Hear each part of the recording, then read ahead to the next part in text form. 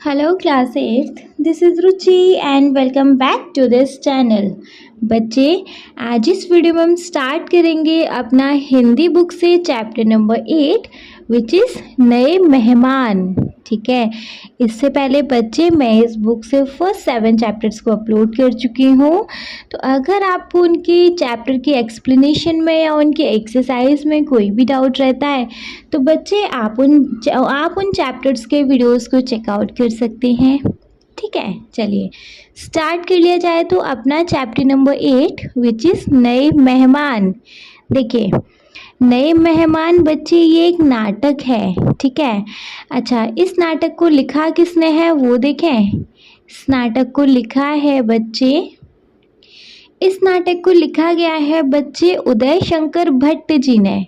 ठीक है, तो चलिए हम सबसे पहले इन्हीं के बारे में परिचय कर लें। देखो, ये है अभी आपने जो एकांकी पढ़ी है उसके लेखक हैं उदय शंकर भट्ट। अभी आपने जो एकांकी पढ़ी है उसके लेखक हैं उदय शंकर भट्ट। इनका जन्म उत्तर प्रदेश के इटावा में हुआ था। परिवार में साहित्यक वातावरण था, इसलिए इनकी साहित्य में अधिक रुचि थी। मतलब इनके घर में सब लोग साहित्य से टच में थे, तो इसीलिए बच्चे इनकी भी साहित्य में बहुत इंटरेस्ट था इनको भी। इन्होंने रेडियो के लिए अनेक नाटक लिखे, साथ ही नाटकों तथा फिल्मों में अभिनय भी किया। इन्होंने रेडियो के लिए अनेक नाटक लिखे, साथ ही नाटकों तथा फिल्मों में अभिनय भी किया। इन्होंने कविता और उपन्यास भी लिखे, लेकिन नाटक व एकांकी के क्षेत्र में इन्हें विशेष प्रसिद्धि मिली है। इनका लोक परलोक उपन्यास और पर्दे के पीछे एकांकी संग्रह बहुत चर्चित रहे हैं। अभी आपने वापस से एक बार रीड कर लेते हैं। अभी आपने जो एकांकी पढ़ी है उसके लेखक हैं उदय शंकर भट्ट। इनका जन्म उत्तर प्रदेश के इटावा में हुआ। परिवार में साहित्यिक वातावरण था, इसलिए इनकी साहित्य में अधिक रुचि थी। इन्होंने रेडियो के लिए अनेक नाटक लिखे, साथ ही नाटकों तथा फिल्मों में अभिनय भी किया।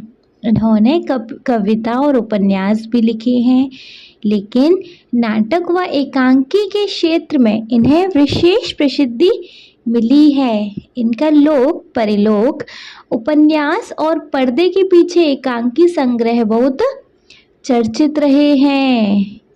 ठीक है जी, ये है हमारे लेखक से परिचय। अब देख लें बच्चे, ये जो हमें चैप्टर दिया है ये नाटक है, किसी का कन्वर्सेशन है, भाई वो तो चैप्टर देख के पता चलेगा, है ना। स्टार्ट करेंगे। किराए के एक बहुत छोटे से मकान में अनेक असुविधाओं और गर्मी से परेशान घर के लोग रात में सोने की तैयारी कर रहे हैं। देखो सीन क्या है, किराए के एक छोटे से मकान में बहुत सारी असुविधाएं हैं, है ना। शायद टीवी नहीं है, बहुत सारी चीज़ें हैं जो उनके घर में नहीं है। एक किराए का छोटा सा मकान है, उस मकान में बहुत सारी असुविधाएं हैं और गर्मी से परेशान घर के लोग रात में सोने की तैयारी कर रहे हैं।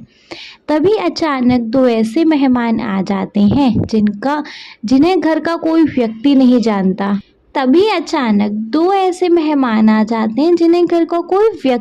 जानता। है ना।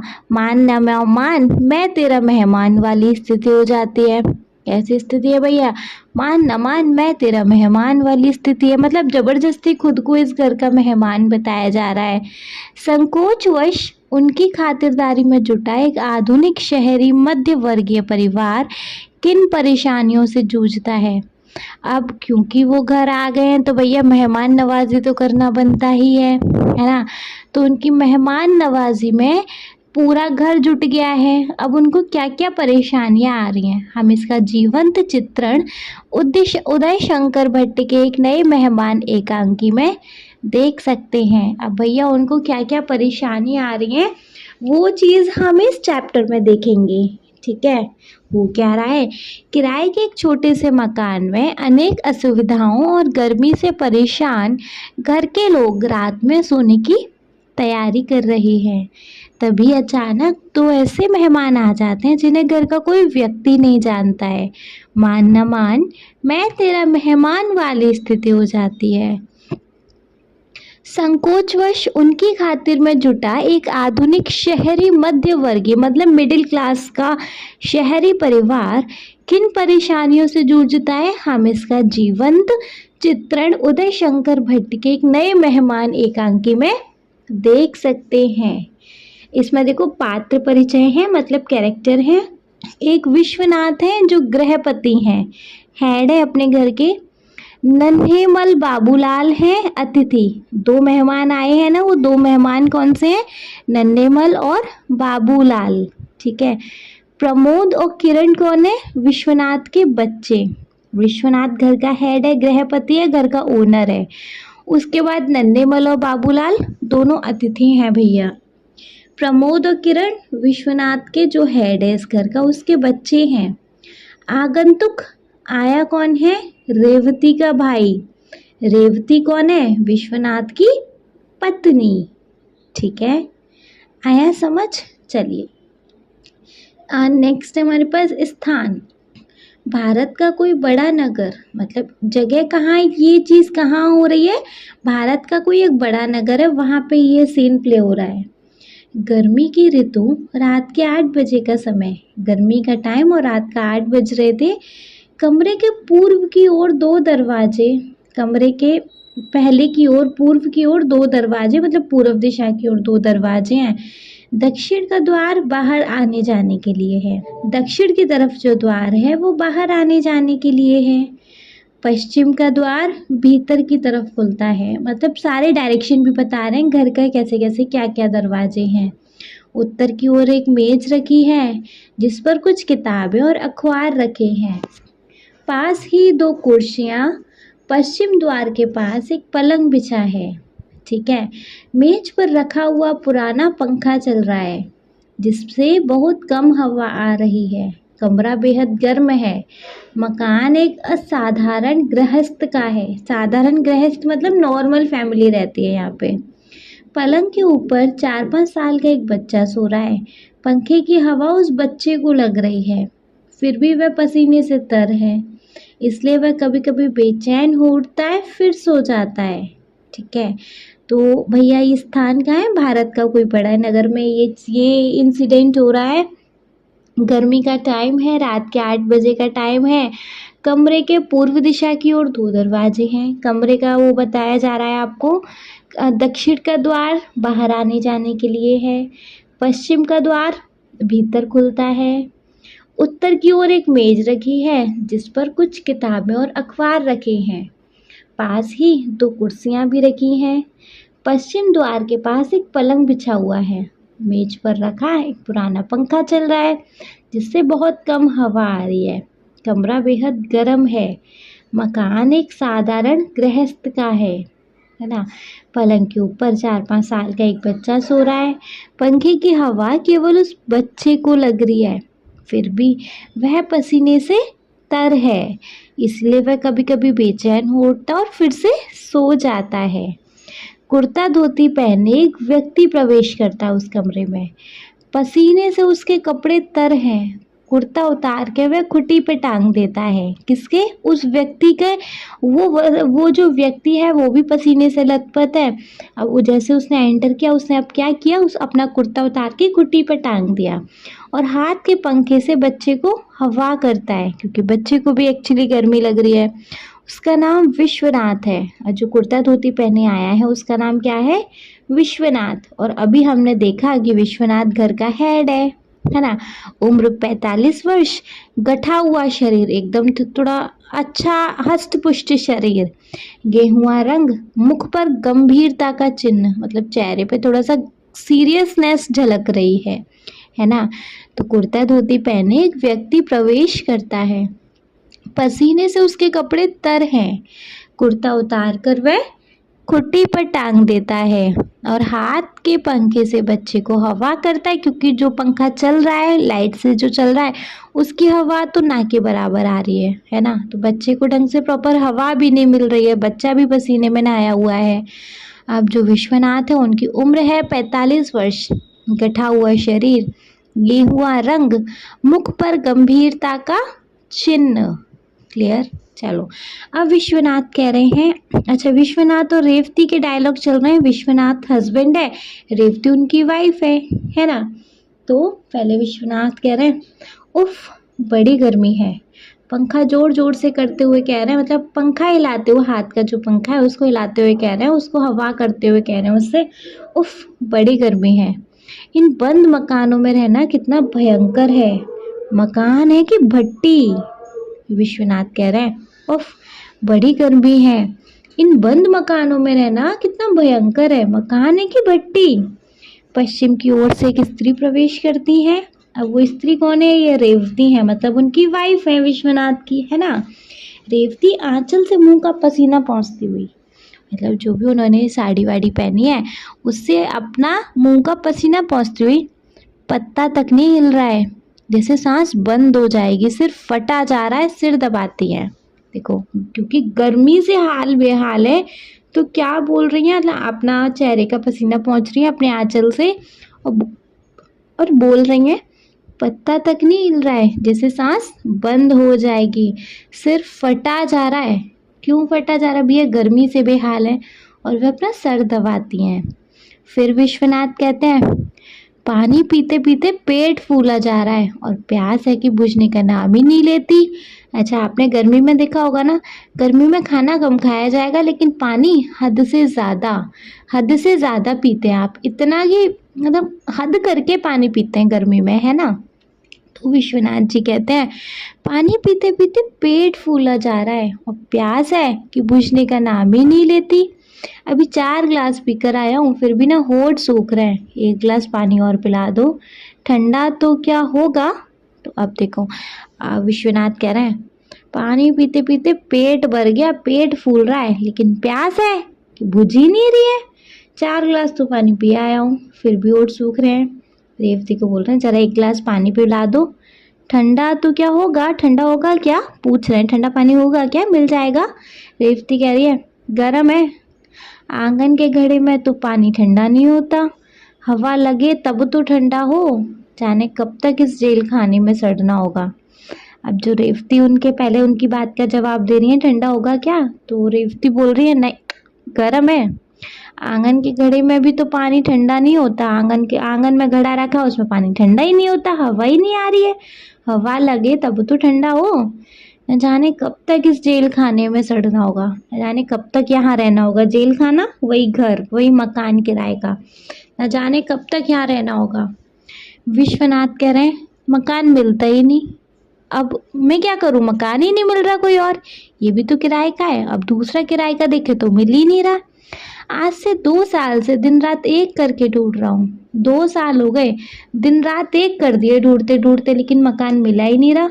हाँ पानी तो ले आओ, जरा गला ही तर कर लूँ। कह रहे हैं अब मकान नहीं मिल रहा, मैं क्या करूँ, लाओ पानी तो दे दो, कम से कम गला तो अपना तर कर लूँ। विश्वनाथ कह रहे हैं, भैया मकान मिलता ही नहीं, आज से 2 साल से दिन रात एक करके ढूंढ रहा हूँ। हाँ पानी तो ले आओ, जरा गला ही तर कर लूँ। रेवती, बर्फ ले आते, पर बर्फ भी कोई कहाँ तक पिए। अब रेवती कह रही है, पानी देते देते बर्फ ही ले आते, है ना, पर बर्फ भी कोई कहाँ तक पिए, मतलब पानी में एटलीस्ट बर्फ डाल देंगे तो पानी ऐसे ठंडा हो जाए, पर बर्फ भी कोई कहाँ तक पिए। विश्वनाथ कह रहे हैं, बर्फ का पानी पीने से क्या फायदा, प्यास जैसी की तैसी बल्कि दुगनी लगती है। मतलब बर्फ का पानी पीने से क्या होगा, उससे क्या प्यास बुझती है, बल्कि और दुगनी लग जाती है। उफ लो पंखा कर लो, बच्चे क्या ऊपर हैं। विश्वनाथ कह रहे हैं, जब रेवती ने कहा ना यार बर्फ ही ले आते, कम से कम पानी ठंडा तो मिल जाता, घड़े में तो पानी ठंडा होने से रहा। तो अब विश्वनाथ कह रहे हैं, बर्फ के पानी का क्या होगा, उसको पीने से क्या फायदा, प्यास जैसी की तैसी है, बल्कि और दुगनी लगती है बर्फ का पानी पीने से। अब बोल रहे, उफ लो पंखा कर लो, बच्चे क्या ऊपर हैं। रेवती, रहने दो तुम ही करो, छत इतनी छोटी है कि पूरी खाटें भी तो नहीं आती। अब रेवती कह रही है, नहीं रहने दो तुम ही कर लो अपना पंखा, है ना, छत इतनी छोटी है कि पूरी खाटें भी नहीं आती, छत की जो डिस्टेंस है वो इतनी कम है, छत मतलब छत इतनी कम एरिया में बनी है कि उसमें सारी खाटें ही नहीं आ पाती।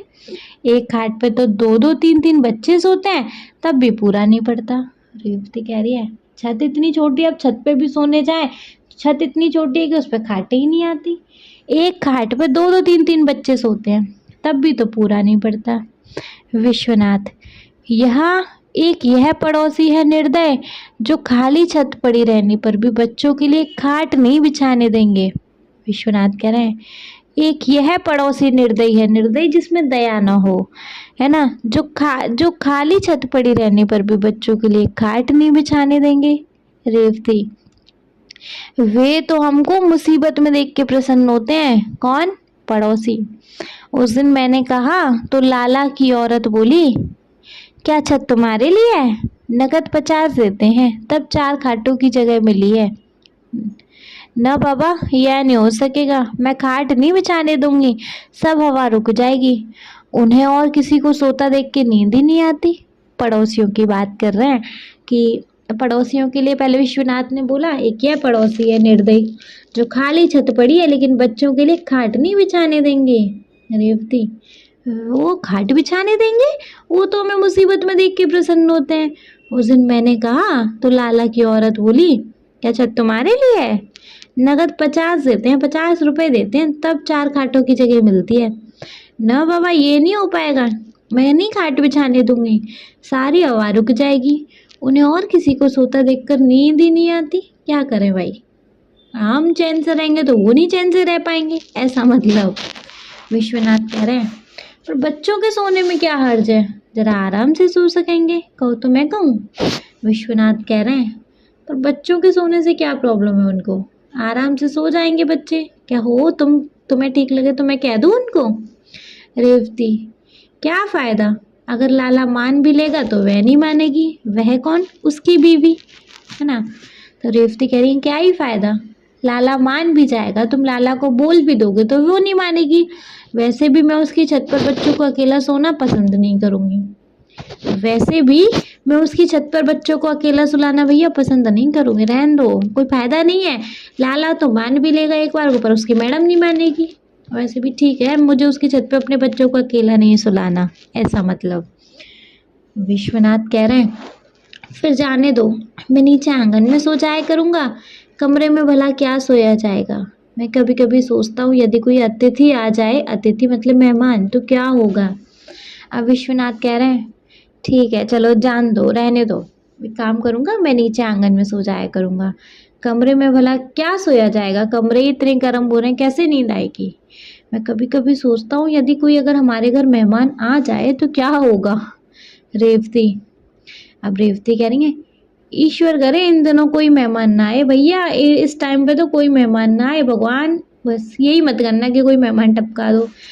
मैं तो वैसे ही गर्मी के मारे मर रही हूँ, पिछले 15 दिन से दर्द के मारे सिर फट रहा है, मैं ही जानती हूँ जैसे रोटी बनाती हूँ, है ना। तो इतनी गर्मी के मारे हाल बेहाल है। तो अब रेवती कह रही ना भैया ना, भगवान करे अब तो इस टाइम कोई मेहमान नहीं आए, मैं तो वैसे ही की गर्मी के मारे मरी जा रही हूँ। पिछले 15 दिन से मेरा सर दर्द से फटा जा रहा है, बस मुझे ही पता है कि मैं कैसे रोटी बना रही हूँ, है ना। विश्वनाथ कहते हैं सारे शहर में जैसे आग बरस रही हो, यहाँ तो गर्मी से तो ईश्वर बचाए, इसलिए यहाँ की गर्मियों में सभी संपन्न लोग पहाड़ों पर चले जाते हैं। अब विश्वनाथ कह रहे हैं भैया, मतलब ये दोनों आपस में कन्वर्जेशन कर रहे हैं, सारे शहर में ना जैसे आग बरस रही है, इतनी गर्मी पड़ रही है, यहाँ की गर्मी से तो ईश्वर बचाए, इसलिए यहाँ गर्मी से सभी संपन्न लोग, ये मतलब जैसे यहाँ गर्मी होती है इसलिए सभी लोग पहाड़ों पे चले जाते हैं। रेवती, चले जाते होंगे, गरीबों की तो मौत है। अब रेवती कह रही है चले जाते होंगे भैया, गरीबों की तो मौत है। क्यों भैया, गरीबों पे इतना पैसा नहीं है कि भैया वो पहाड़ों पर भी जा सकें, तो भैया हमारा तो मरना है, चले जाते होंगे जाने वाले, हम कहाँ जाएं। रेवती जाती है, बच्चा गर्मी से घबरा उठता है। अब रेवती इतना कह के चली जाती है और जो बच्चा है गर्मी के मारे उठ जाता है। विश्वनाथ जोर जोर से पंखा करता है। अब विश्वनाथ और तेजी से पंखा कर रहा है कि बच्चा सो जाए। अब विश्वनाथ कह रहे हैं इन सुकुमार बालकों का क्या अपराध है, मतलब इन बेचारे छोटे छोटे बालकों का क्या अपराध है, इन्होंने क्या बिगाड़ा है। तमाम शरीर मारे गर्मी के उबल उठाए। अब विश्वनाथ कह रहे हैं भैया इन छोटे छोटे बालकों की क्या गलती है, इन्होंने क्या बिगाड़ा है, गर्मी के मारे इनका शरीर उबल रहा है। अब रेवती पानी का ग्लास लेकर आती है। अब रेवती आ रही है पानी का ग्लास लेते हुए। रेवती, बड़े का तो अभी तक बुरा हाल है, अभी भी कभी कभी देह गर्म हो जाती है। अब रेवती कह रही है बड़े का मतलब बड़े बच्चे का, बड़े का तो अभी तक बुरा हाल है, उसकी तो अभी भी हालत खराब हो रही है, अभी भी कभी कभी देह गर्म हो जाती है, अभी भी उसकी देह शरीर गर्म हो रहा है। विश्वनाथ फिर पानी पीकर, उसने क्या कम बीमारी भोगी है, पूरे 3 महीने तो पड़ा रहा, वह तो कहो मैंने उसे शिमला भेज दिया, नहीं तो न जाने। अब विश्वनाथ पानी पीकर कह रहे हैं उसने क्या कम बीमारी झेली है, पूरे 3 महीने तक तो पड़ा रहा था, वह तो ये कह लो कि मैंने उसे शिमला भेज दिया, नहीं तो न जाने। अब इतना कह के रुक गया।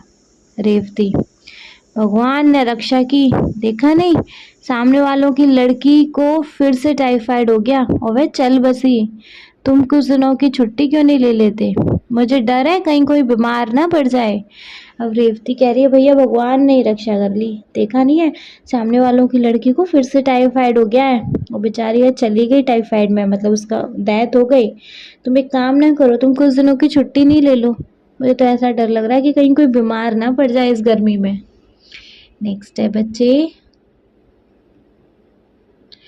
नेक्स्ट फिर विश्वनाथ कह रहे हैं छुट्टी कोई दे तब ना, छुट्टी कहाँ से लूँ, कोई देगा तब तो लूँगा, छुट्टी तो ले भी लूँ, छुट्टी ले भी लूँ तो खर्च चाहिए भैया, अगर छुट्टी ले भी लूँ तो फिर तो पैसे कहाँ से आएंगे घर चलाने के। खैर तुम आज जाकर ऊपर सो जाओ, मैं आंगन में खाट डालकर पड़ा रहूँगा, बच्चों को ले जाओ या गर्मी में भुन रहा है। अब विश्वनाथ कह रही है कि विश्वनाथ कह रही है विश्वनाथ कह रहा है कि कोई छुट्टी दे तब तो लूँ, छुट्टी ले भी लूँ तो फिर खर्चा चाहिए, खर्चा कैसे चलेगा घर का। खैर तुम एक काम करो, तुम ऊपर जाके सो जाओ, मैं आंगन में खाट डालकर पड़ा रहूँगा, बच्चों को ले जाओ या गर्मी में भुन रहा है बेचारा। रेवती, यह नहीं हो सकता, मैं नीचे सो जाऊंगी, तुम ऊपर छत पर जाकर सो जाओ, और ऊपर की क्या हवा है, चारों तरफ दीवारें तप रही हैं, तुम ही जाओ ऊपर। अब रेवती कह रही है भैया ये नहीं होगा, मैं नीचे सो जाऊंगी, तुम ही जाओ छत पर, तुम ऊपर छत पर जाकर सो जाओ, और ऊपर की क्या हवा है, मतलब कितनी बढ़िया हवा चल रही है नहीं ऊपर, चारों तरफ दीवारें तप रही हैं, तुम ही जाओ ऊपर। विश्वनाथ, यही तो तुम्हारी बुरी आदत है, किसी का कहना नहीं मानोगी, बस अपनी ही हाँके जाओगी। अब विश्वनाथ कह रहे हैं जब वो रेवती नहीं मान रही ऊपर जाने के लिए, ऊपर सोने के लिए नहीं मान रही, तो विश्वनाथ अब थोड़ा वैसे कह रहा है बस यही है ना तुम्हारी बुरी आदत, किसी का कहना नहीं मानोगी, बस अपनी ही आके जाओगी।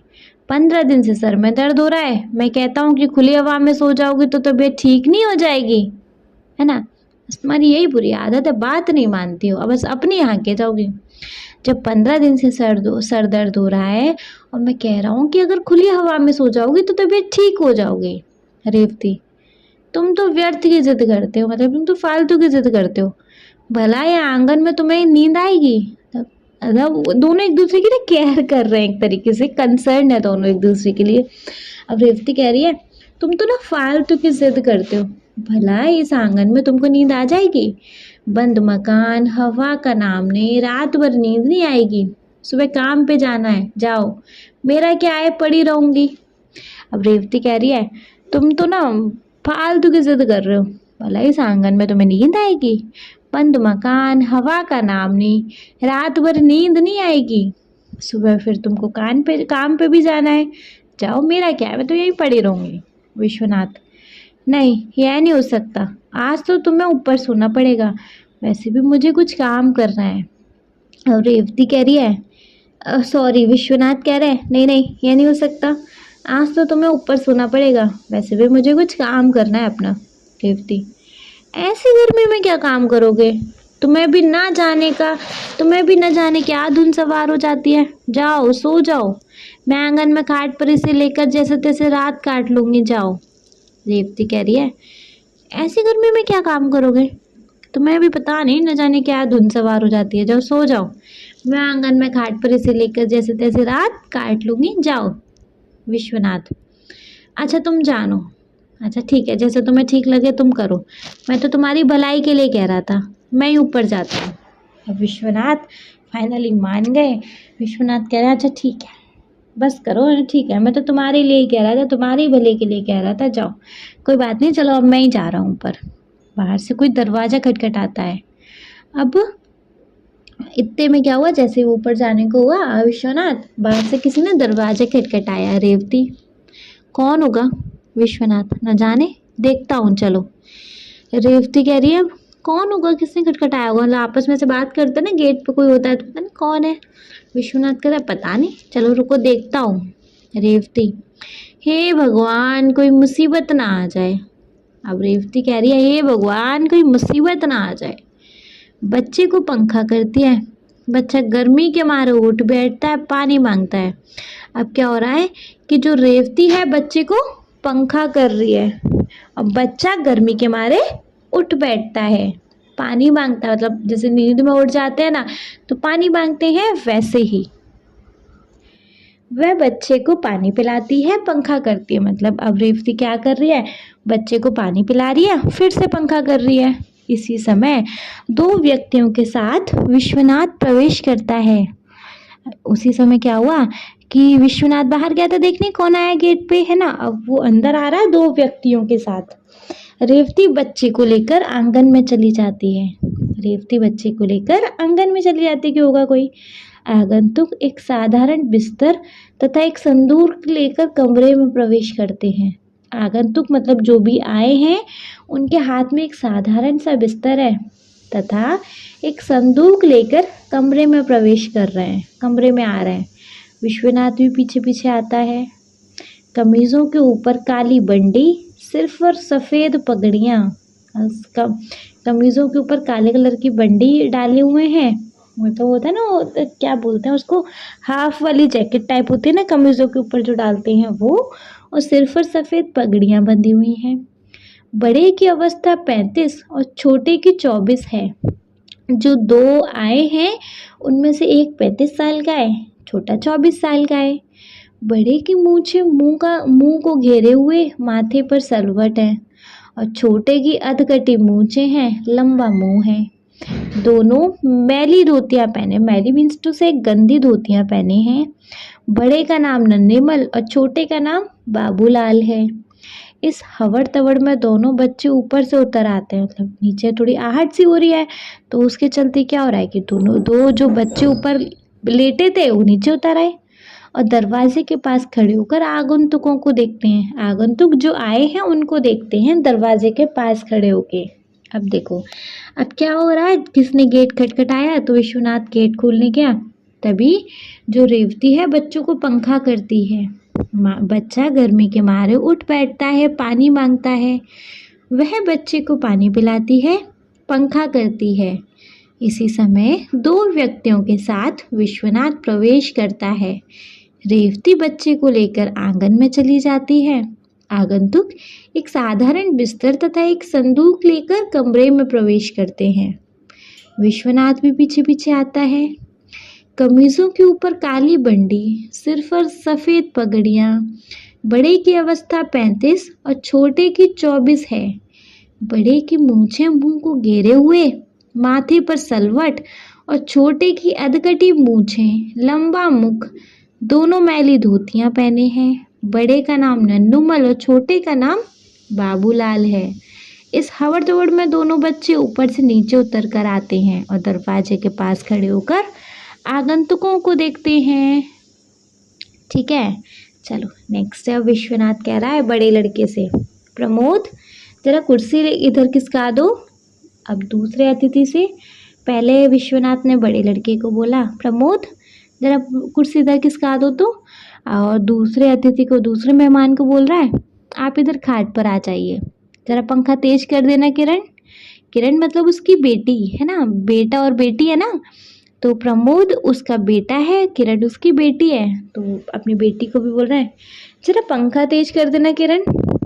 किरण पंखा तेज करते हैं पर किंतु पंखा वैसे ही चलता है, क्योंकि पंखा तो एक्चुअली में वैसे ही चल रहा था, है ना। विश्वनाथ अपने बड़े लड़के को बोल रहा है पहले, प्रमोद जरा इधर कुर्सी खिसका दो। दूसरे अतिथि से बोलता है, आप इधर खाट पर आ जाइए।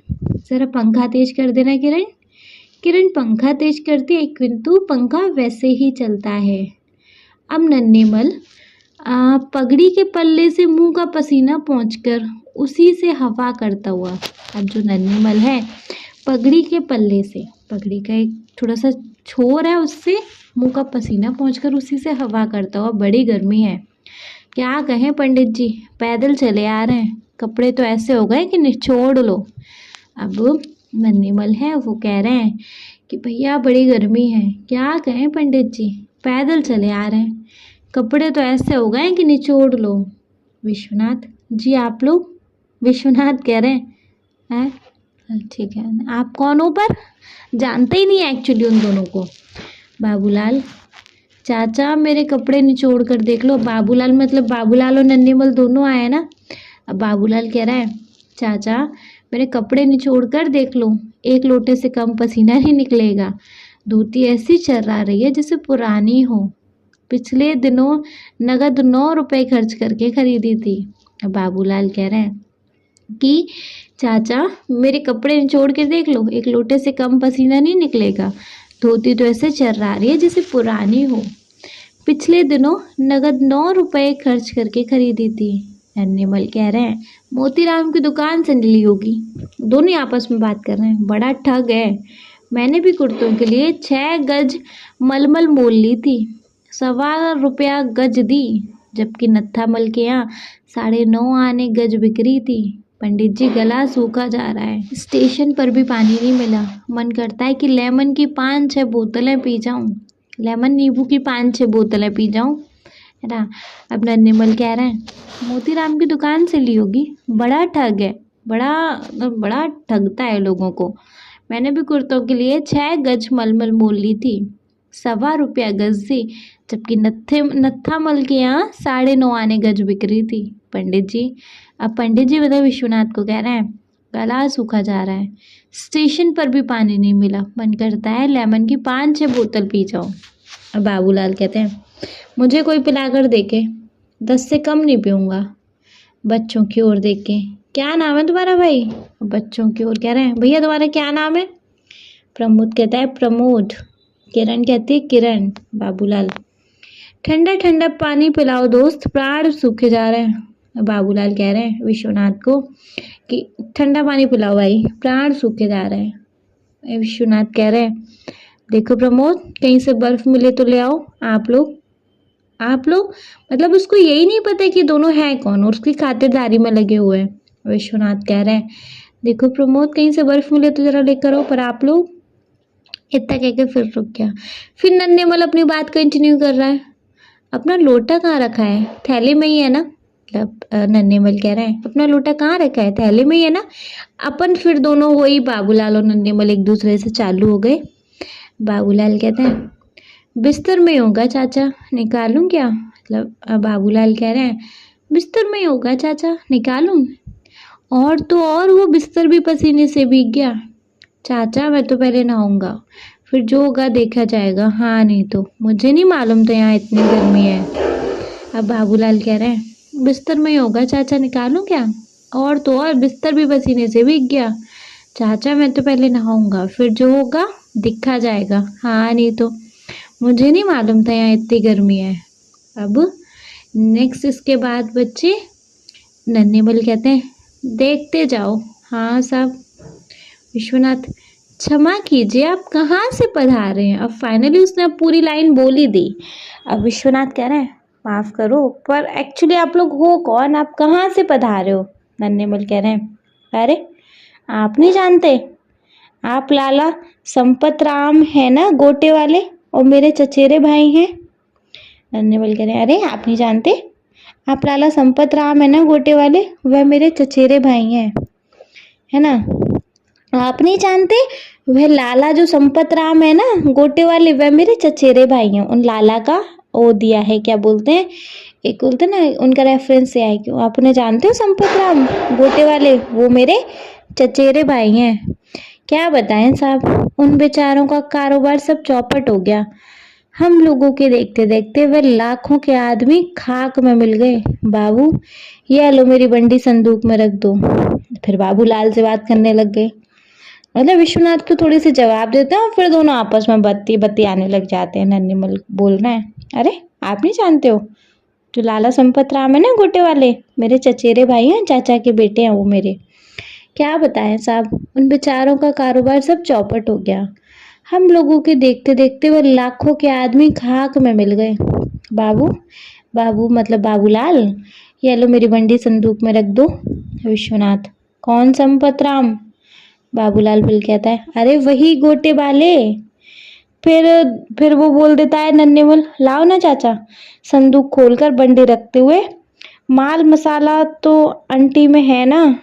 तब बाबू मतलब थोड़ा सा उस विश्वनाथ को जवाब देते हैं ये लोग, फिर आपस में बतियाने लग जाते हैं। तो बाबूलाल ने थोड़ा सा जवाब दिया, अरे वही गोटे वाली। फिर नन्हेमल ने टोक दिया, लाओ ना चाचा। संदूक खोलकर बंडी रखते हुए, माल मसाला तो अंटी में है ना। ठीक है। फिर नन्हेमल, नहीं, जेब में है, बंडी की जेब में है। अब डर की क्या बात, घर ही तो है। नन्हेमल कह रहा है ना, जेब में है, बंडी की जेब में रखा है, अब डर की क्या बात, घर ही तो है। अब विश्वनाथ कह रहा है, मैं संपत राम को नहीं जानता। नन्हेमल, संपत राम को जानने की क्यों, वह तो आपसे मिले हैं, आपकी तो वह। मतलब अब इतना कह कह के रुक रहा है नन्हेमल। अब नन्हेमल कह रहा है, संपत राम को जानने की क्यों, वह तो आपसे मिले हैं, आपकी तो वह। बाबूलाल कह रहे हैं, हाँ उन्होंने मुझसे कई बार कहा है, आपकी तो वे बहुत तारीफ करते हैं पंडित जी, क्या मकान इतना ही बड़ा है। अब फिर बात काट दी। हाँ उन्होंने तो मुझसे कई बार कहा है, आपकी तो बहुत तारीफ करते हैं पंडित जी। पंडित जी क्या मकान इतना ही बड़ा है। नन्हेमल, देख नहीं रहे हो, इसके पीछे एक कमरा दिखाई देता है। पंडित जी इसके पीछे आंगन होगा और ऊपर छत होगी, शहर में तो ऐसे ही मकान होते हैं। अब नन्हेमल कह रहा है, देख नहीं रहे हो, इसके पीछे कमरा दिखाई देता है। पंडित जी इसके पीछे एक आंगन होगा और ऊपर छत होगी ना, शहर में तो ऐसे ही मकान होते हैं। अब किरण कह रही है विश्वनाथ से, माँ पूछती है खाना। नन्हेमल, क्यों बाबूलाल? पंडित जी कष्ट तो होगा, पर तुम जानो खाना तो। अब नन्हेमल कह रहे हैं, क्यों बाबूलाल? पंडित जी कष्ट तो होगा, पर तुम जानो खाना तो, मतलब खाना खा लेंगे हम टाइप ऐसे। बाबूलाल कह रहे हैं, बस एक साग और पूड़ी। नन्हेमल, वैसे तो मैं भी पराठे खा लेता हूँ। बाबूलाल, अरे खाने की भली चलाई, पेट ही तो भरना है, शहर में आए किसी को तकलीफ थोड़ी देंगे। देखिए पंडित जी, जिसमें आपको आराम हो, हम तो रोटी भी खा लेंगे, कल फिर देखी जाएगी। अब बाबूलाल कह रहे हैं, अरे खाने की क्या गलत, क्या भली चलाई, पेट ही तो भरना है, शहर में आए हैं किसी को तकलीफ थोड़ी देंगे। देखिए पंडित जी, जिसमें आपको आराम हो, हम तो रोटी भी खा लेंगे, कल फिर देखी जाएगी। अब नन्हेमल कह रहे हैं, भूख कब तक नहीं लगेगी, सारा तो दिन हो गया। बाबूलाल, नहाने का प्रबंध तो होगा पंडित जी। प्रमोद बर्फ का इत्ते में पानी ले आता है। नन्हेमल कह रहा है, हाँ भैया ला तो जरा, मैं तो 1.5 लोटा पानी पीऊँगा। बाबूलाल, उतना ही मैं। दोनों गट गट पानी पी जाते हैं। किरण विश्वनाथ से धीरे से, फिर खाना। विश्वनाथ इशारे में कहता है, ठहर जा जरा, रुक जा। नन्हेमल पानी पी के, आह अब जान में जान आई, सचमुच गर्मी में तो पानी ही जान है। बाबूलाल कह रहा है, पानी भी खूब ठंडा है, वाह भैया खुश रहो। नन्हेमल, कितने सीधे लड़के हैं। बाबूलाल, शहर के ना। विश्वनाथ, क्षमा कीजिए, मैंने आपको मतलब विश्वनाथ को नहीं पता कि ये लोग कौन हैं, क्या है क्या भला, कुछ नहीं जानता। दोनों, अरे पंडित जी आप कैसी बात करते हैं, हम तो आपके पास के हैं। विश्वनाथ, आप कहाँ से आए हैं। नन्हेमल, बिजनौर से। अब विश्वनाथ थोड़ा आश्चर्य होके देख रहा है, बिजनौर से, बिजनौर में तो मैं बिजनौर गया हूँ, किंतु। अब नन्हेमल ने फिर बात काट दी, मैं ज़रा नहाना चाहता हूँ। बाबूलाल, मैं भी स्नान करूँगा। विश्वनाथ, पानी तो नल में शायद ही हो, फिर भी देख लो। प्रमोद, इन्हें नीचे नल पे ले जाओ। बाबूलाल, तब तक खाना भी तैयार हो जाएगा। दोनों बाहर निकल जाते हैं और रेवती का प्रवेश। रेवती आती है, इतने में दोनों नहाने के लिए थोड़ा बाहर नल की तरफ निकल जाते हैं। इतने में रेवती आती है। रेवती कहती है, ये लोग कौन है? जान पहचान के तो मालूम नहीं पड़ते। विश्वनाथ, न जाने कौन है। रेवती, पूछ लो ना। विश्वनाथ, क्या पूछ लूं? 2-3 बार पूछा, ठीक ठीक उत्तर ही नहीं देते। रेवती, मेरा तो दर्द के मारे सर फटा जा रहा है। इधर पिछली शिकायत फिर बढ़ती जा रही है। पहले सोते सोते हाथ पैर सुन्न हो जाते थे, अब बैठे बैठे हो जाते हैं। विश्वनाथ, क्या बताऊं, जीवन में तो मैं कोई सुख नहीं दे सका। नौकर भी नहीं टिकता है। अब मैं क्या बताऊं, मैं क्या करूं। रेवती, पानी जो 3 मंजिल पर चढ़ाना पड़ता है ना, इसलिए भाग जाता है। और गर्मी क्या कम है? किसी को क्या जरूरत पड़ी जो गर्मी में बुने? यह तो हमारा ही भाग्य है कि चने की तरह भाड़ में बुनते रहे। रेवती कह रही है, पानी जो 3 मंजिल चढ़ाना पड़ता है इस करके तो नौकर नहीं रुकता, इसलिए तो भाग जाते हैं। और गर्मी क्या कम है? किसी को क्या जरूरत पड़ी जो गर्मी में बुने? यह तो हमारा ही भाग्य है जो चने की तरह भाड़ में बुनते रहे। अब विश्वनाथ कह रहे हैं, क्या किया जाए? अब रेवती, फिर क्या खाना बनाना ही होगा? पर ये हैं कौन? यह किसी को नहीं पता कि ये कौन है, क्या अला बला क्या है। विश्वनाथ कह रहे हैं, खाना तो बनाना ही पड़ेगा, अब कोई भी हो। जब आए हैं तो खाना तो जरूर खाएंगे, थोड़ा सा बना लो। रेवती तुनक कर, चिढ़कर, खाना तो खिलाना ही होगा, तुम भी खूब हो। भला इस तरह कैसे काम चलेगा? दर्द के मारे सर फटा जा रहा है, फिर खाना बनाना इनके लिए, और इस समय आखिर ये आए कहाँ से हैं? अब रेवती बड़ा इरिटेट हो रही, चिढ़ रही है। खाना तो खिलाना ही होगा, उसकी थोड़ी नकल उतार के। तुम भी खूब हो, भला इस तरह कैसे काम चलेगा? दर्द के मारे सर फटा जा रहा है, फिर खाना बनाओ इनके लिए, और वो भी इस समय। आखिर ये कहाँ से आए हैं? विश्वनाथ कहते हैं बिजनौर से आए हैं। रेवती थोड़ा आश्चर्य से, बिजनौर? क्या बिजनौर में तुम्हारी कोई जान पहचान है? अपनी रिश्तेदारी का तो कोई आदमी वहाँ नहीं रहता है। विश्वनाथ, बहुत दिन हो गए, एक बार काम से बिजनौर गया था, पर तब से अब तो 20 साल हो गए। रेवती, सोच लो, शायद वहाँ कोई साहित्यिक मित्र हो, उसी ने इन्हें भेजा हो।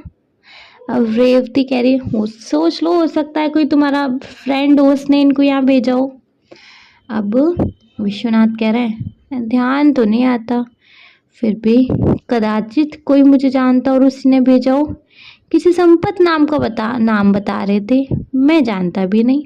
विश्वनाथ कह रहे हैं, ध्यान तो नहीं आ रहा, फिर भी कदाचित मतलब शायद कोई मुझे जानता और उसी ने भेजा हो। किसी संपत नाम बता रहे थे, पर मैं जानता भी नहीं। रेवती, बड़ी मुश्किल है, मैं खाना नहीं बनाऊंगी। पहले आत्मा फिर परमात्मा, जब शरीर ही ठीक नहीं रहता तो मैं और क्या करूं? रेवती कह रही, बड़ी मुश्किल है, मैं नहीं बना रही हूँ कहीं खाना भैया। पहले आत्मा है फिर परमात्मा है, पहले हम अपने को देखेंगे, बाद में किसी और को देखेंगे। जब शरीर ही ठीक नहीं रहता तो फिर और क्या करूं? विश्वनाथ कह रहे हैं, क्या करेंगे, क्या कहेंगे कि रात भर भूखा मारा? बाजार से कुछ मंगा दो ना। रेवती, बाजार से क्या मुफ्त में आ जाएगा? 3-4 रुपए से कम में क्या इनका पेट भरेगा? पहले तुम पूछ लो, मैं बाद में खाना बनाऊंगी। रेवती कह रही है, बाजार से फ्री में नहीं आ जाएगा, 3-4 रुपए से कम में क्या इनका पेट भर जाएगा? पहले तुम पूछ लो, तभी मैं खाना बनाऊंगी भैया। इतने में बाबूलाल का प्रवेश होता है। रेवती का दूसरी ओर से जाना, तब रेवती चली जाती है, बाबूलाल आ जाते हैं। बाबूलाल, तबीयत अब शांत हुई, फिर भी पसीने से नहा गया हूँ। न जाने पंडित जी आप यहाँ कैसे रहते हैं, पंखा करता हुआ। बाबूलाल कह रहा है, भैया अब थोड़ा चैन आया, लेकिन फिर भी पसीने से नहा रहा हूँ। न जाने पंडित जी आप यहाँ कैसे रहते हैं, पंखा करते हुए कह रहा है। विश्वनाथ, 8-9 लाख आदमी इसी शहर में रहते हैं, उनमें से 6-7 लाख आदमी इसी तरह के मकानों में रहते हैं। ऊपर छत पर शोर मचता है। क्या बात है, कैसा झगड़ा है प्रमोद? अब विश्वनाथ कह रहे हैं, 8-9 लाख आदमी इसी शहर में रहते हैं, ऊपर से 6-7 लाख आदमी इसी तरह के मकानों में रहते हैं। इतने पे छत पे शोर मच रहा है। तो प्रमोद को बोल रहे विश्वनाथ, क्या बात है, कैसा झगड़ा है प्रमोद? प्रमोद आकर, उन्होंने दूसरी छत पर हाथ धो लिए, पानी फैल गया इसीलिए वह पड़ोस की स्त्री चिल्ला रही है। मैंने कहा सवेरे साफ कर देंगे, इन्हें मालूम नहीं था। प्रमोद कह रहे हैं आते हुए, इन्होंने ये जो आए हैं इन्होंने ना दूसरी छत पे हाथ धो लिए तो थोड़ा पानी फैल गया है, इसलिए वह पड़ोस की स्त्री, पड़ोस की जो आंटी है वो चिल्ला रही हैं। मैंने उनको कहा कि सुबह साफ कर देंगे, इन्हें मालूम नहीं था। विश्वनाथ, तुमने क्यों नहीं बताया कि हाथ दूसरी जगह दो? तो तुमने इनको क्यों नहीं बताया कि हाथ दूसरी जगह दो? प्रमोद कह रहे हैं, मैं पानी पीने चला गया था, वहाँ उषा रोने लगी, उसे चुप कराया, पानी पिलाया और पंखा चलता रहा। मतलब मैं थोड़ा पानी पीने चला गया था, वहीं पर उषा रोने लग गई थी, तो उसे चुप कराया, पानी पिलाया, पंखा चलता रहा था मैं। विश्वनाथ, चलो कोई बात नहीं, उनसे कह दो कि सुबह साफ करा देंगे। वो कह रहा है विश्वनाथ, चलो तो कोई बात नहीं, उनसे कह दो ना सुबह साफ करा देंगे। नेपथ्य में, अरे बाबू मेरी धोती दे देना, मैं भी नहा लूँ। अब नेपथ्य में, अरे बाबू मेरी धोती दे देना, मैं भी नहा लूँ। नेपथ्य में क्या होगा कुछ। चलो बाबूलाल, लाया चाचा, और इतना कह के चला जाता है। पड़ोसी का तेजी से प्रवेश, इतने में पड़ोसी तेजी से आ जाते हैं। बाबूलाल चला गया, नन्हीमल चला गया, इतने में पड़ोसी आ गया। देखिए साहब, मेहमान आपके होंगे, मेरे नहीं है, मैं यह नहीं बर्दाश्त कर सकता, मेरी छत पर इस तरह से गंदा पानी फैलाया जाए। अब इतने में पड़ोसी आ गया, क्या मुसीबत है। देखिए साहब, मेहमान आपके होंगे, मेरे नहीं है, मैं यह नहीं बर्दाश्त करूँगा, मेरी छत पर इस तरीके से कि गंदा पानी फैलाया जाए। विश्वनाथ, वाकई गलती हो गई होगी, कल सुबह साफ करा दूंगा। पड़ोसी, आपसे रोज ही गलती होती है। विश्वनाथ, अनजान आदमी से गलती हो ही जाती है, उसे क्षमा कर देना चाहिए, कल से ऐसा नहीं होगा। विश्वनाथ कह रहे हैं, अच्छा ठीक है, उनको पता नहीं तो उनसे गलती हो गई, अब माफ़ भी कर दो, कल से नहीं होगा। पड़ोसी, होगा क्यों नहीं, रोज होगा, रोज होता है। अभी उसी दिन आपके एक और मेहमान ने पानी फैला दिया था, फिर वह हमारी खाट बिछा कर लेट गया था। पड़ोसी कह रहे हैं, होगा क्यों नहीं, रोज होता है, रोज होगा। अभी उसी दिन आपके एक और मेहमान ने पानी फैला दिया था, फिर वह हमारी खाट बिछा कर लेट गया था। विश्वनाथ, मैंने समझा तो दिया था, फिर तो वह आदमी खाट पर नहीं लेटा था। विश्वनाथ कह रहे हैं, भैया समझा तो दिया था, फिर तो नहीं लेटा ना वो आदमी आपकी खाट पर। पड़ोसी, तो आपके यहाँ इतने मेहमान आते क्यों हैं? कि मैं यदि मेहमान बुलाने हैं तो कोई बड़ा मकान ले लो ना। पड़ोसी कह रहे हैं, तो आपके इतने मेहमान आते क्यों हैं? या अगर मेहमान बुलाने का इतना ही शौक है तो कोई बड़ा मकान ले लो। विश्वनाथ, यह भी आपने क्यों कहा, यह भी बड़ा खूब कहा आपने कि इतने मेहमान क्यों आते हैं। अरे भाई, मेहमानों का क्या मैं बुलाता हूँ, खैर आज क्षमा करें, अब आगे ऐसा नहीं होगा। अब विश्वनाथ थोड़ा सा झुंझला सा रहा है, ये भी बड़ी अच्छी बात कह रहे हो कि तुम मेहमान क्यों आते हैं। अरे मेहमानों को क्या मैं बुलाता हूँ, खैर छोड़ो, चलो आज माफ़ करो, कल से मैं साफ करा दूंगा, कल से ऐसा नहीं होगा। पड़ोसी, कहाँ तक कोई क्षमा करे, क्षमा क्षमा, बस एक ही बात याद कर ली है, क्षमा। पड़ोसी चला जाता, दोनों अतिथि आ जाते हैं। अब हो क्या रहा है, इतने में भैया, मतलब वही झुलस रहा है पूरी तरीके से। पड़ोसी, कब तक कोई क्षमा करे, क्षमा क्षमा, बस एक ही बात याद कर ली है, क्षमा। इतना कह के पड़ोसी चला जाता है और दोनों अतिथि आ जाते हैं। दोनों, क्या बात है। विश्वनाथ, कुछ नहीं, आप धोतियाँ छज्जे पर सुखा दें। नन्हेबल, सचमुच हमारी वजह से आपको बड़ा कष्ट हुआ, भैया जरा सा पानी और पिला दो, उफ बड़ी गर्मी है। हाँ साहब, खाने में क्या दे रहे हैं? बात यह है कि नींद बड़ी जोर से आ रही है। अब नन्हेबल कह रहे हैं, सचमुच हमारी वजह से आपको बड़ा कष्ट हुआ, भैया जरा सा पानी और पिला दो, उफ बड़ी गर्मी है।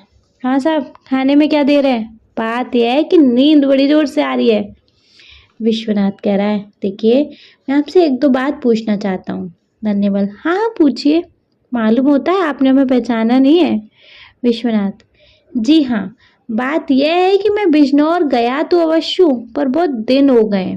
नन्हेबल, तो क्या हर्ज है, कभी कभी ऐसा हो जाता है, हम तो आपको जानते हैं, कई बार आपको देखा भी है। बाबूलाल, लाला भानामल की लड़की की शादी में आप नजीबाबाद गए थे। नन्हेबल, अरे दूर क्यों जाते हो, अभी पिछले साल आप मुरादाबाद गए थे। विश्वनाथ, हाँ, पिछले साल मैं लखनऊ जाते हुए 2 दिन के लिए जगदीश प्रसाद के पास मुरादाबाद ठहरा था। नन्हेमल। हाँ, सेठ जगदीश प्रसाद के यहाँ हमने आपको देखा था। बाबूलाल। उनकी आटे की मिल है, क्या कहने हैं उनके, बड़े आदमी है, हम उन्हीं के रिश्तेदार हैं। विश्वनाथ। पर उनका तो प्रेस है। नन्हेमल। मतलब कुछ ना कुछ घपला जा रहा है। नन्हेमल। प्रेस भी होगा, उनकी एक बड़ी मिल भी है, अब एक और गन्ने की मिल बिजनौर में खुल रही है। बाबूलाल। अगले महीने तक खुल जाएगी। हाँ भैया, पानी ले आए? लो चाचा, पहले तुम पी लो। विश्वनाथ। तो आप कोई चिट्ठी विट्ठी लाए हैं? दोनों सब शक पका कर। चिट्ठी? चिट्ठी तो नहीं लाए हैं। नन्हेमल। संपत राम ने कहा था कि स्टेशन से उतरकर सीधे रेलवे रोड चले जाना, वहाँ कृष्णा गली में वह रहते हैं। विश्वनाथ। पर कृष्णा गली तो यहाँ 6 हैं, कौन सी गली में बताया था? नन्हेमल। 6 हैं? बहुत बड़ा शहर है साहब, हमें तो यह नहीं मालूम, शायद बताया हो, याद ही नहीं रहा। विश्वनाथ खींच कर, चिड़चिड़ कर। जिसके यहाँ आपको जाना है उसका नाम भी तो बताया होगा। बाबूलाल। क्या नाम था चाचा? नन्हेमल। नाम तो याद नहीं आता, जरा ठहरिए सोच लो। बाबूलाल। अरे चाचा, कविराज या कवि बताया था, मैं उस समय नहीं था, सामान लेने घर गया था, तुम्ही ने रेल पे बताया था। नन्हेमल। हाँ साहब, कविराज बताया था, आप तो बेकार शक में पड़े हैं, हम कोई चोर थोड़ी हैं। बाबूलाल कह रहा है, चोर छिपे थोड़ी ही रहते हैं पंडित जी, क्या बताएं, हमारे घर चलकर देख ले तो पता लगेगा कि हम भी। इतना कह के चुप। विश्वनाथ। लेकिन मैं कविराज तो नहीं हूँ। दोनों चिल्लाकर, तो कवि ही बताया होगा साहब। नन्हेमल। हमें याद नहीं आ रहा, हमें तो जो पता दिया था उसी के सहारे आ गए, नीचे आवाज लगाई और आप मिल गए, ऊपर चढ़ाए। हमने पहले सोचा होटल या धर्मशाला में ठहर जाएंगे, फिर सोचा घर के ही तो हैं, चलो घर ही चलें। विश्वनाथ। जिनके यहाँ आपको जाना था वे क्या काम करते हैं? नन्हेमल। काम? क्या काम बताया था बाबू? बाबूलाल। मेरे सामने तो कोई बात ही नहीं हुई, मैं तो सामान लेने चला गया था। आप तो पंडित जी शायद वैद्य हैं। नन्हेमल। हाँ याद आया, बताया था वैद्य हैं। विश्वनाथ। पर मैं तो वैद्य नहीं हूँ। प्रमोद। पिछली गली में कविराज वैद्य रहते हैं, इतने में प्रमोद ने कहा, पिछली गली में कविराज वैद्य रहते हैं। विश्वनाथ। हाँ हाँ ठीक, कहीं आप कविराज राजामल वैद्य के यहाँ तो नहीं आए हैं? दोनों उछलकर, अरे हाँ वही तो कविराज रामलाल। विश्वनाथ। शायद वे उधर के हैं भी। नन्हेमल। ठीक है साहब, ठीक है, वही हैं, मैं भी सोच रहा था कि आप ना संपत राम को जानते हैं ना जगदीश प्रसाद को। प्रमोद से, कहाँ है उन कविराज का घर? विश्वनाथ। जाओ इन्हें उनका मकान बता दो, मैं भीतर हो आऊँ। दोनों, चलो जल्दी चलो भैया। अच्छा साहब, राम राम। भीतर से ही, राम राम। रेवती। अब जान में जान आई, हाय सर फटा जा रहा है। नीचे से आवाज आती है नेपथ्य में, भले आदमी न जाने क्या मकान लिया है, ढूंढते ढूंढते आधी रात हो गई। रेवती। फिर प्रसन्न होकर, अरे अरे भैया हैं, आओ आओ, तुमने तो खबर भी नहीं दी, अब इतने में भैया आ गए। अब आगंतुक जो आए हैं, रेवती दोनों मिलते हैं विश्वनाथ से, पिछले 4 घंटे से बराबर मकान खोज रहा हूँ, क्या मेरा तार नहीं मिला, क्या मेरा कोई खतवत नहीं मिला? विश्वनाथ। नहीं तो कब तार दिया? आगंतुक आए जो है, कल ही तो झांसी से दिया था, सोचा था कि ठीक समय पर मिल जाएगा। ओह, बड़ी परेशानी हुई तो है ना? रेवती। लो कपड़े उतार लो, पंखा करती हूँ। अरे प्रमोद जा जल्दी से बर्फ तो ला, मामा जी को ठंडा पानी पिला, और देख नुक्कड़ पर हलवाई की दुकान खुली हो तो। आगंतुक। भाई बहुत बड़ा शहर है, वह तो कहो मैं भी ढूंढ कर ही रहा, नहीं तो न जाने कहाँ होटल या धर्मशाला में रहना पड़ता। बड़ी गर्मी है, मैं जरा बाथरूम जाना चाहता हूँ। विश्वनाथ। हाँ हाँ अवश्य, सामने चले जाओ। आगंतुक। एक बार तो जी में आया कि सामने होटल में ठहर जाऊं, शायद रात को आप लोगों को कोई कष्ट न हो। रेवती। ऐसे क्यों सोचते हो, कष्ट काहे का, यह तो हम लोगों का कर्तव्य है। अच्छा तुम तैयार हो, मैं खाना बनाती हूँ। आगंतुक जो भी आए हैं, मतलब उसके भाई आए हैं एक्चुअली। भाई देखो, इस समय खाना वाना रहने तो मैं पानी पीकर सो जाऊंगा, वैसे मुझे भूख भी नहीं है। रेवती जाती हुई लौट कर, कैसी बात करते हो भैया, मैं अभी खाना बनाती हूँ। आगंतुक, इतनी गर्मी में रहने दो ना। विश्वनाथ, तुम नहाने तो जाओ। आगंतुक जाता है रेवती से, कहो अब। रेवती, अब क्या, मैं खाना बनाऊंगी, भैया भूखे नहीं सो सकते। यह का मतलब इसके आगे कंटिन्यू। फाइनली बच्चे, ये हमारा ये क्या, ये रात की गर्मी का ये जो ड्रामा हुआ, इस ड्रामा को रचा है जी उदय शंकर भट्ट जी ने। ठीक है, आई होप आपको बड़ा इंटरेस्टिंगली समझ आ गया होगा। समझ आ गया तो वेल एंड गुड, अगर नहीं आया तो बच्चे काम करते हैं, चलिए वापस से इसका एक शॉर्ट सा समराइजेशन देख लिया जाए। चलो देखेंगे। देखो, स्टार्ट करते हैं। स्थान है भारत का कोई बड़ा नगर, गर्मी की ऋतु, रात के 8 बजे का टाइम। कमरे के पूर्व की ओर 2 दरवाजे, दक्षिण का द्वार बाहर जाने के लिए, पश्चिम का द्वार भीतर खुलता है। उत्तर की ओर एक मेज है जिस पर कुछ किताबें और अखबार पड़े हैं। पास ही 2 कुर्सियां हैं। पश्चिम द्वार के पास एक पलंग बिछा है। मेज पर रखा हुआ पुराना पंखा चल रहा है जिससे बहुत कम हवा आ रही है। कमरा बेहद गर्म है। मकान एक साधारण गृहस्थ का है। पलंग के ऊपर 4-5 साल का एक बच्चा सो रहा है।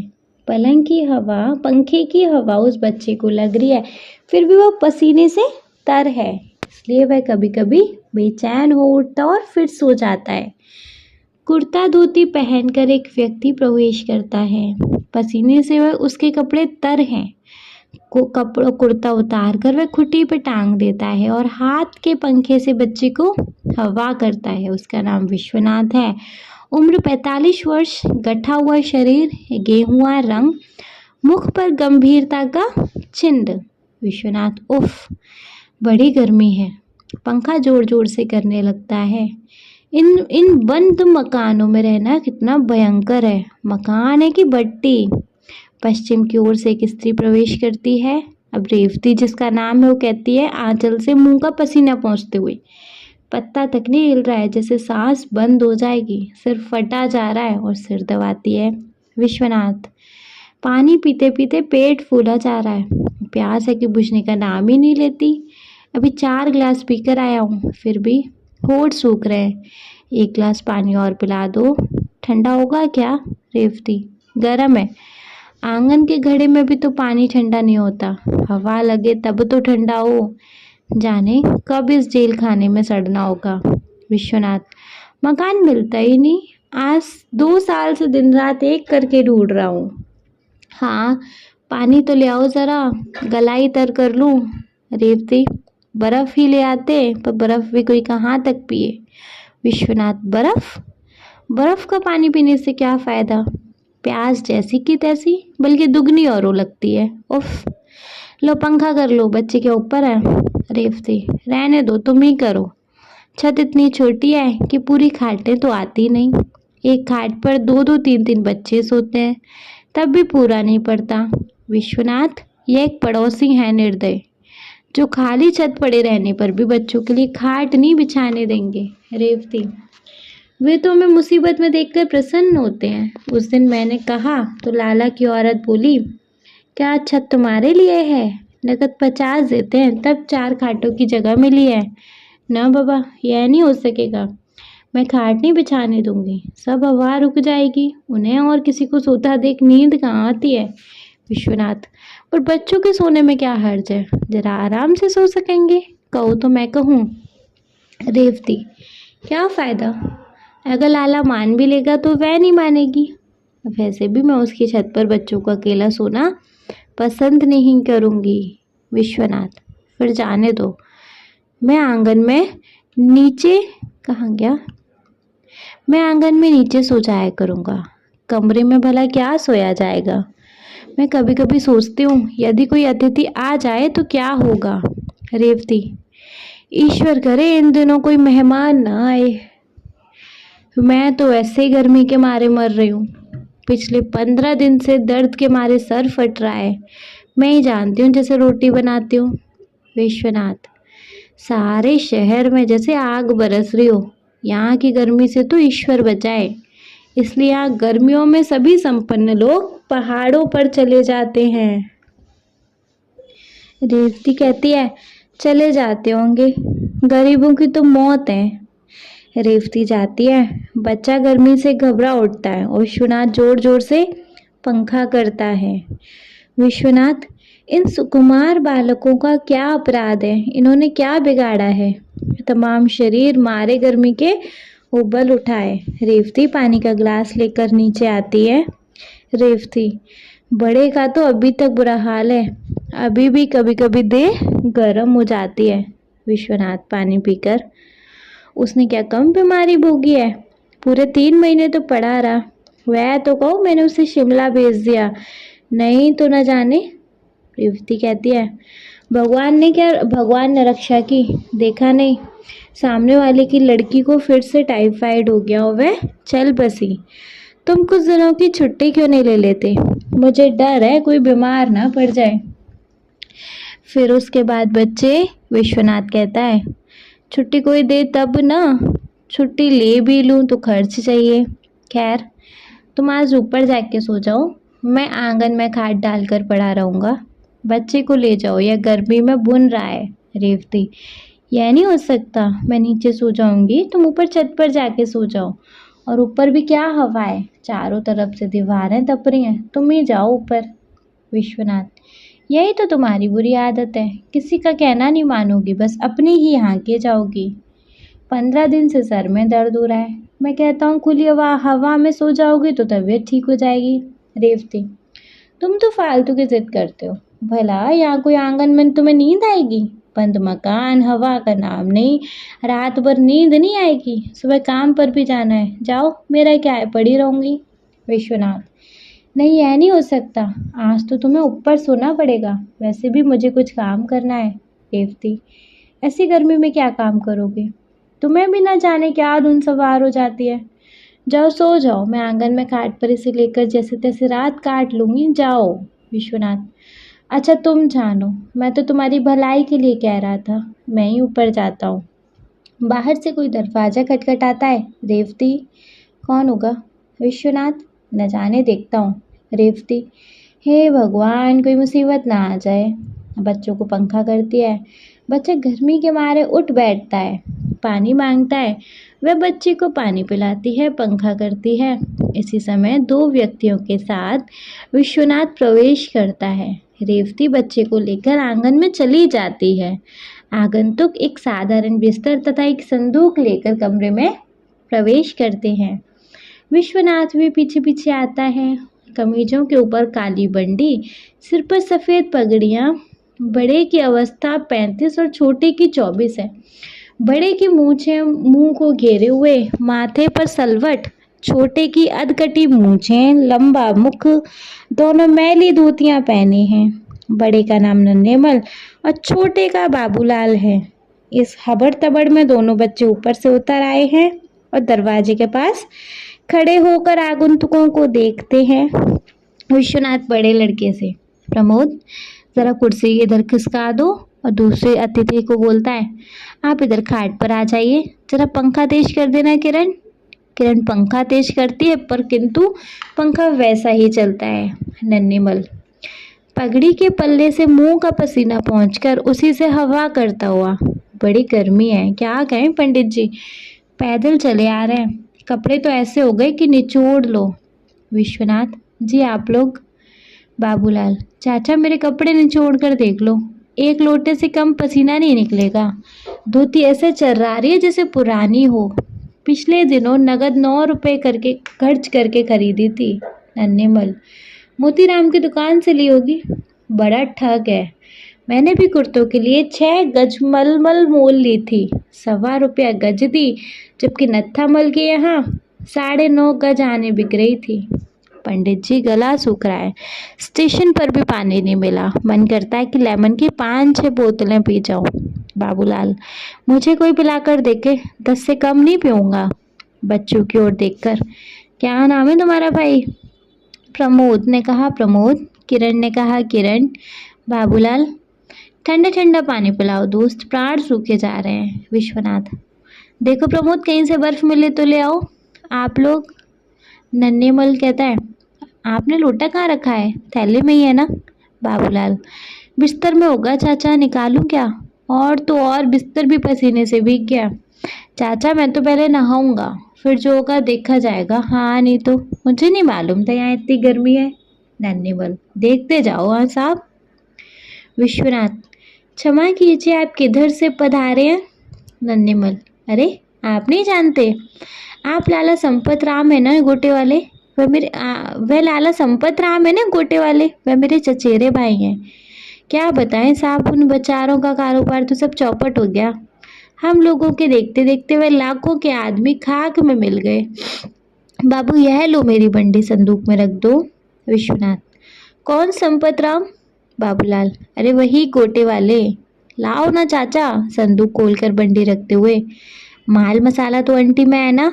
नन्हेवल, नहीं जेब में है, बंडी की जेब में। आप डर की क्या बात है, घर ही तो है। विश्वनाथ, मैं संपत राम को नहीं जानता। नन्हेमल, संपत राम को जानने की क्यों? वह तो आपसे मिले हैं, आपकी तो है। बाबूलाल, हाँ उन्होंने कई बार मुझसे कहा है, आपकी तो वह बहुत तारीफ करते हैं। पंडित जी क्या मकान इतना ही बड़ा है? नन्हेमल, देख नहीं रहे, इसके पीछे एक कमरा दिखाई देता है। पंडित जी इसके पीछे का आंगन होगा और ऊपर छत होगी। शहर में तो ऐसे ही मकान होते हैं। किरण विश्वनाथ से, वहाँ पूछती है खाना? नन्हेमल, क्यों बाबूलाल? पंडित जी कष्ट तो होगा, पर तुम जानो खाना तो। बाबूलाल, बस एक साग और पूरी। नन्हेमल, वैसे तो मैं पराठे भी खा लेता हूँ। बाबूलाल, अरे खाने की भली चलाई, पेट ही तो भरना है। शहर में आए हैं तो किसी को तकलीफ थोड़ी देंगे। देखिए पंडित जी, जिसमें आपको आराम हो, हम तो रोटी भी खा लेंगे, कल फिर देखी जाएगी। नन्हेमल, भूख कब तक नहीं लगेगी, सारा तो दिन हो गया। बाबूलाल, नहाने का प्रबंध तो होगा पंडित जी?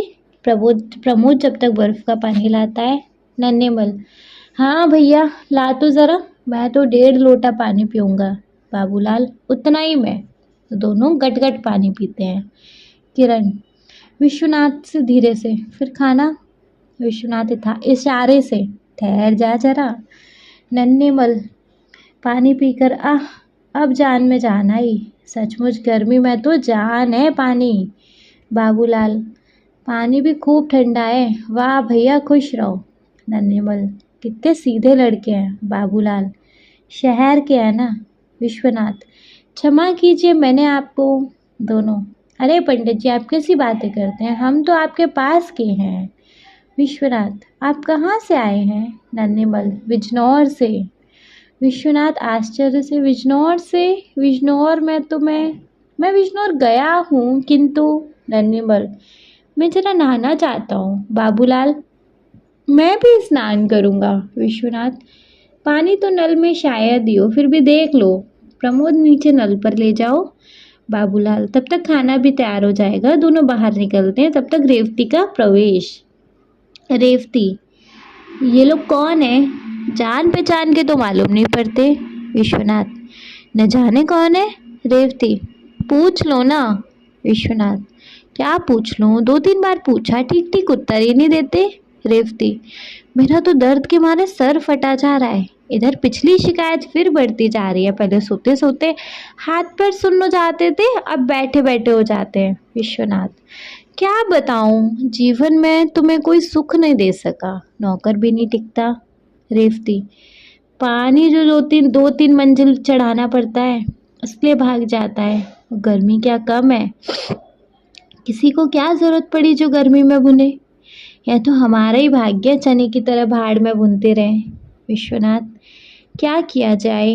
रेवती, फिर क्या खाना ही बनाना होगा, पर ये है कौन। विश्वनाथ, खाना तो बनाना ही पड़ेगा, कोई भी हो जब आए हैं तो खाना ज़रूर खाएंगे, थोड़ा सा बना लो। रेवती तुनक कर, खाना तो खिलाना ही होगा, तुम भी खूब हो। भला इस तरह कैसे काम चलेगा? दर्द के मारे सर फटा जा रहा है, फिर खाना बनाना इनके लिए और इस समय। आखिर ये कहाँ से आए हैं? विश्वनाथ कहते हैं बिजनौर से आए हैं। रेवती आश्चर्य से, बिजनौर? क्या तुम्हारी बिजनौर में कोई जान पहचान है? अपनी रिश्तेदारी का तो कोई आदमी वहाँ नहीं रहता है। विश्वनाथ बहुत दिन हुए, एक बार काम से बिजनौर गया था, तब से अब तो 20 साल हो गए। रेवती सोच लो, शायद वहाँ कोई साहित्यिक मित्र हो, उसी ने भेजा हो। विश्वनाथ ध्यान तो नहीं आता, फिर भी कदाचित कोई मुझे जानता हो, उसी ने भेजा हो। किसी संपत नाम का नाम बता रहे थे, मैं जानता भी नहीं। रेवती बड़ी मुश्किल है, मैं खाना नहीं बनाऊंगी। पहले आत्मा फिर परमात्मा, जब शरीर ही ठीक नहीं रहता तो मैं क्या करूं? विश्वनाथ क्या कहेंगे कि रात भर भूखा मारा? बाजार से कुछ मंगा दो ना। रेवती बाजार से क्या मुफ्त में आ जाएगा? 3-4 रुपए में से कम में क्या इनका पेट भरेगा? पहले तुम पूछ लो, मैं खाना बाद में बनाऊंगी। बाबूलाल का प्रवेश, रेवती का दूसरी ओर से जाना। बाबूलाल तबीयत अब शांत हुई है, फिर भी पसीने से नहा गया हूँ। न जाने पंडित जी आप यहाँ कैसे रहते हैं? पंखा करता है। विश्वनाथ 8-9 लाख आदमी शहर में रहते हैं और उनमें से 6-7 लाख आदमी इस तरह के मकानों में रहते हैं। ऊपर छत पे से शोर मचता है। क्या बात है, कैसा झगड़ा है प्रमोद? प्रमोद कहता है आके। इन्होंने दूसरी छत पर हाथ धो लिए, पानी फैल गया, इसलिए वो पड़ोस की स्त्री चिल्ला रही हैं। मैंने कहा सुबह साफ करा देंगे, इन्हें मालूम नहीं था।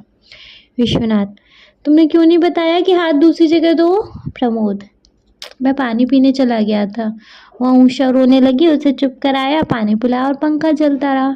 विश्वनाथ चलो कोई बात नहीं, उनसे कह दूँ कि सुबह साफ करा देंगे। नेपथ्य मतलब बाहर से आवाज़ आ रही है, अरे बाबू मेरी धोती दे देना, मैं भी नहा लूँ।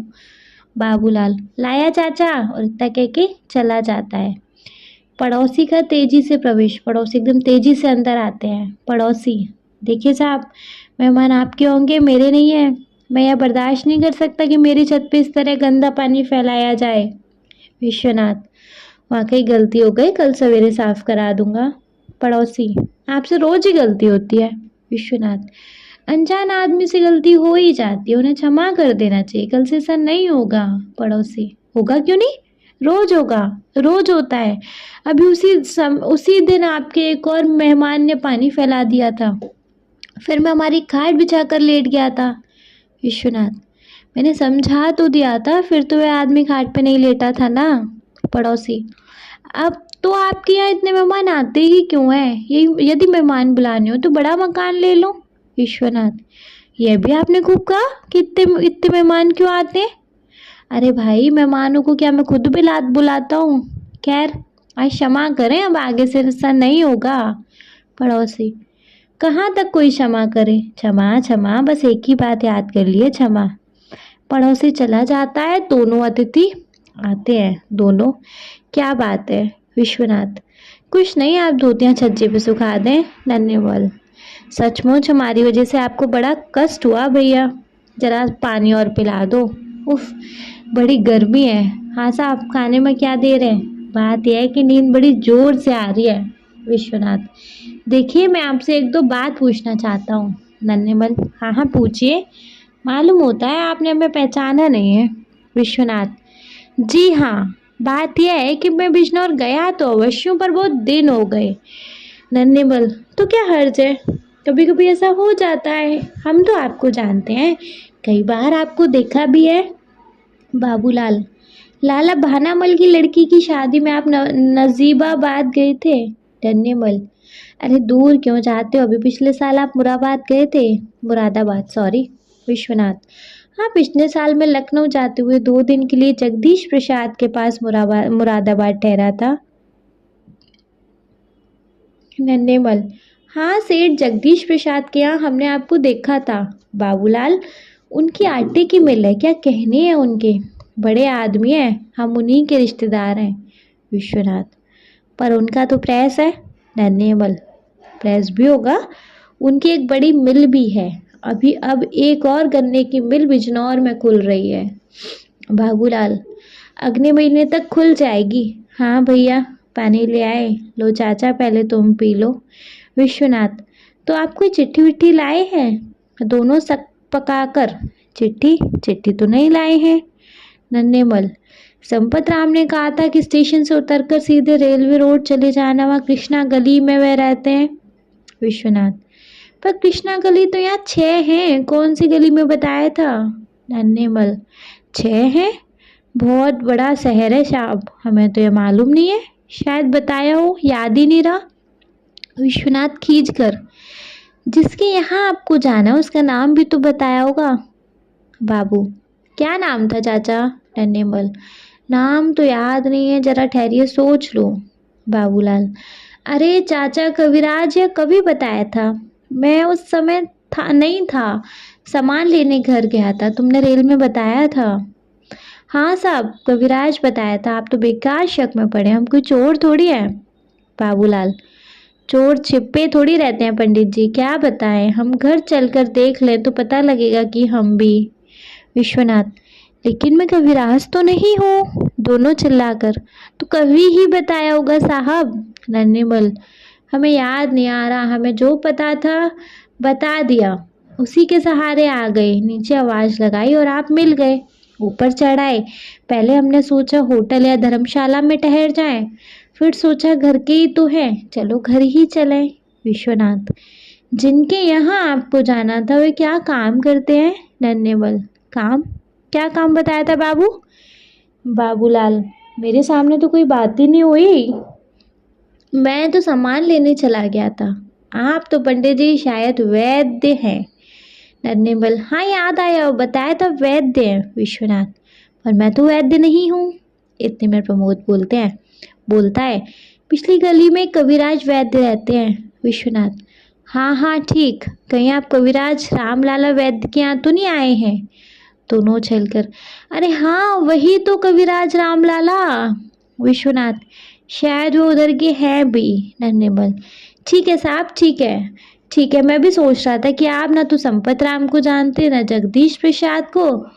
प्रमोद से, कहाँ है उनका विराज का घर? विश्वनाथ, जाओ इन्हें उनका मकान बता दो, मैं भीतर हो आऊँ। दोनों, चलो जल्दी चलो भैया।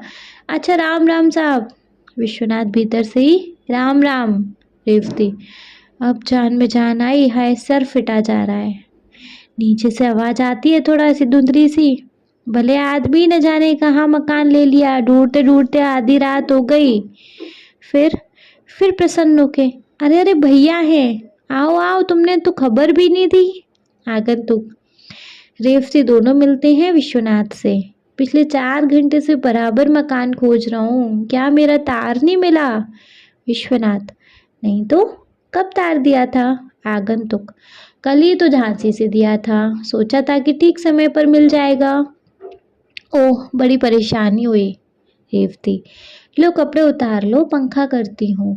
अरे प्रमोद, जा जल्दी से बर्फ तो ला, मामा जी को ठंडा पानी पिला, और देख नुक्कड़ पर हलवाई की दुकान खुली हो तो। आगंतुक, भाई बहुत बड़ा शहर है, वह तो कहो, मैं भी ढूंढ कर ही रहा, नहीं तो न जाने कहाँ होटल या धर्मशाला में रहना पड़ता। बड़ी गर्मी है, मैं ज़रा बाथरूम जाना चाहता हूँ। विश्वनाथ, हाँ हाँ अवश्य, सामने चले जाइए। आगंतुक, एक बार तो जी में आया कि सामने होटल में ठहर जाऊं, शायद रात को आप लोगों को कोई कष्ट ना हो। रेवती, ऐसा क्यों सोचते हो, कष्ट क्या है का, यह तो हम लोगों का कर्तव्य था। अच्छा तुम तैयार हो, मैं खाना बनाती हूँ। आगंतुक, भाई देखो इस समय खाना वाना रहने दो, मैं पानी पीकर सो जाऊंगा, वैसे मुझे भूख नहीं है। रेवती जाती हुई लौटकर, कैसी बात करते हो भैया, मैं अभी खाना बनाती हूँ। आगंतुक, इतनी गर्मी में रहने दो ना। विश्वनाथ, तुम नहाने तो जाओ। आगंतुक जाता है रेवती से, कहो अब। रेवती, अब क्या, मैं खाना बनाऊंगी, भैया भूखे नहीं सो सकते। ऐसे करके कंटिन्यू हो जाता है ये चीज़, ठीक है। चलिए तो बच्चे बस इस चैप्टर में इतना ही था। आई होप ये चैप्टर आपको अच्छे से क्लियर हो गया होगा। स्टिल अगर कोई डाउट है तो आप कमेंट सेक्शन में कमेंट करके पूछ सकते हैं, कोई डाउट नहीं है तो आप इस वीडियो को बच्चे एक लाइक कर दीजिएगा, चैनल को सब्सक्राइब तो ज़रूर ही करिएगा, और आपके जिन फ्रेंड्स के लिए ये वीडियो हेल्पफुल रहता है उनको इस वीडियो को उठा के शेयर कर दीजिएगा। Okay, thank you so much.